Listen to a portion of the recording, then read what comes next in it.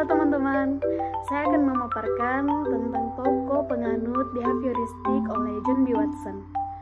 Perkenalkan, nama saya Giovanilita Abung, mahasiswa aktif Universitas Negeri Manado, Fakultas Ilmu Pendidikan, Program Studi Psikologi.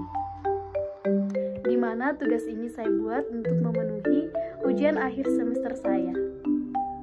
Sebelum lanjut ke materi, saya akan memperkenalkan tokoh dari teori behavioristik ini, John Watson, dengan nama lengkap John Brodus Watson. Ia lahir pada tanggal 9 Januari 1878 di Greenville dan wafat di New York pada tanggal 25 September 1958. John Watson merupakan salah satu mahasiswa di Universitas Furman University. Kemudian Watson melanjutkan pendidikannya di Chicago University. John Watson membuat banyak kontribusi bagi psikologi. Dia terkenal sebagai bapak behaviorisme dan terkenal dengan banyak kontribusi, percobaan, dan penghargaan. Percobaan yang dilakukan oleh John Watson pada tahun 1921, John Watson menggunakan penelitian yaitu seorang balita yang bernama Albert beserta tikus putih kecil yang digunakan sebagai bahan percobaan. Seorang balita bernama Albert yang pada awal eksperimen tidak takut terhadap tikus tersebut. Dalam eksperimennya, Watson melalui proses pembiasaannya dengan cara memukul sebatang besi dengan menggunakan palu setiap kali Albert ingin mendekati dan memegang tikus putih tersebut. Proses tersebut dilakukan berulang kali oleh Watson, yang akhirnya ketika tikus putih itu muncul, walaupun tidak ada suara, Albert tetap takut dan panik terhadap tikus itu. Tidak hanya itu, Watson juga takut terhadap benda atau apapun yang warnanya putih yang diberikan kepadanya itu. Dia memiliki rasa trauma dan panik ketika melihatnya. Teori stimulus dan respon oleh John Watson. Menurut John Watson, belajar adalah proses interaksi stimulus dan respon. Yang dimaksud di sini yaitu harus berbentuk tingkah laku yang bisa diamati.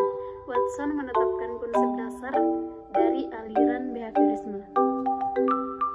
Yang pertama yaitu psikologi adalah cabang eksperimental dari natural science. Yang kedua yaitu sejauh ini psikologi gagal dalam usahanya membuktikan jati diri sebagai natural science. Salah satu halangannya adalah keputusan untuk menjadikan bidang kesadaran sebagai objek psikologi.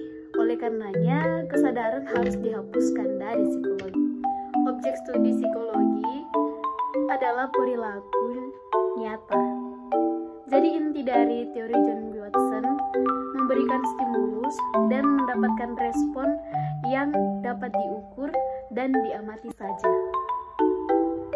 Ada 9 pandangan utama dari Watson. Yang pertama yaitu psikologi mempelajari stimulus dan respon, di mana stimulusnya dalam metode pembelajaran. Stimulusnya ini adalah stimulus yang diberikan oleh pengajar atau tenaga pendidik kepada siswa ataupun mahasiswa. Sedangkan responnya yaitu dari peserta didik, tanggapan dari peserta didik. Yang kedua yaitu tidak mempercayai unsur keturunan sebagai penentu perilaku. Perilaku manusia adalah hasil belajar, sehingga unsur lingkungannya sangat penting.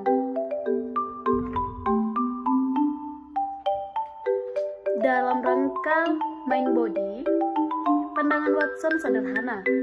Mind mungkin ada saja, tetapi bukan sesuatu yang dipelajari ataupun akan dijelaskan melalui pendekatan ilmiah. Namun bukan berarti Watson menolak mind secara total. Ia hanya mengakui body sebagai objek studio ilmiah. Yang keempat, sejalan dengan fokusnya ilmu objektif, maka psikologi harus menggunakan metode empiris. Dalam hal ini, metode psikologi adalah pengamatan, pengkondisian, pengujian, dan laporan riset. Secara bertahap, Watson menolak konsep insting.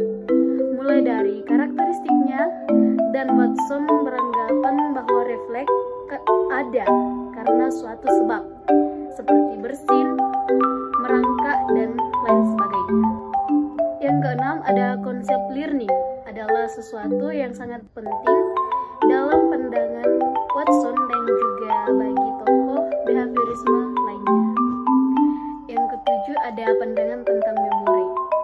Menurut Watson, apa yang kita ingat dan apa yang kita lupakan itu tergantung dari apa atau tergantung dari seringnya kita melakukan sesuatu atau digunakan.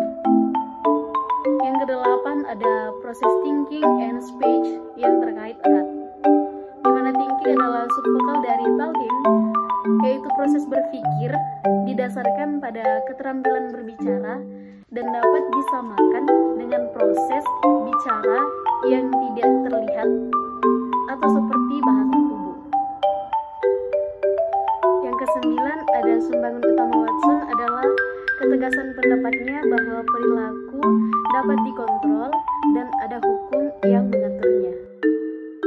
Kemudian yang terakhir yaitu kekurangan dan kelebihan dari teori ini.